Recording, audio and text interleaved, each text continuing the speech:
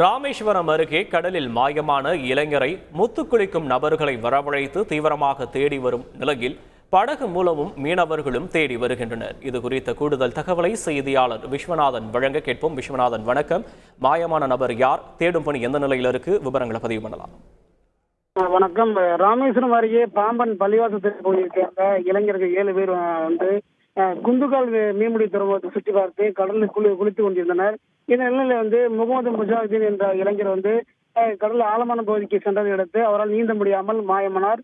இந்த நிலையில அவருடன் வந்த சக நண்பர்கள் அவர் தீவிரமாக தேடி இருக்காங்க.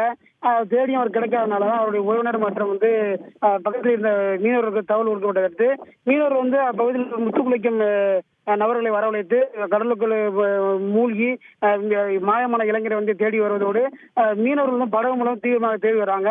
அந்த இளைஞர் மாயமான இடத்து அந்த மீன்பிடி துறைமுகத்தில் அவருடைய இளைஞருடைய உறவினர்கள் மற்றும் அருகில் இருந்த மீனவர்கள் ஒன்று கூடியுள்ளார். மீன்பிடி துறைமுகமே பரபரப்பான சூழ்நிலை உருவாகியுள்ளது.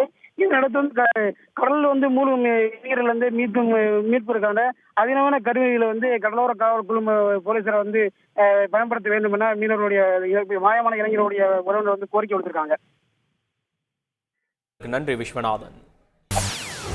செய்திகளை உடனுக்குடன் தெரிந்து கொள்ள உடனே சப்ஸ்கிரைப் பண்ணுங்க.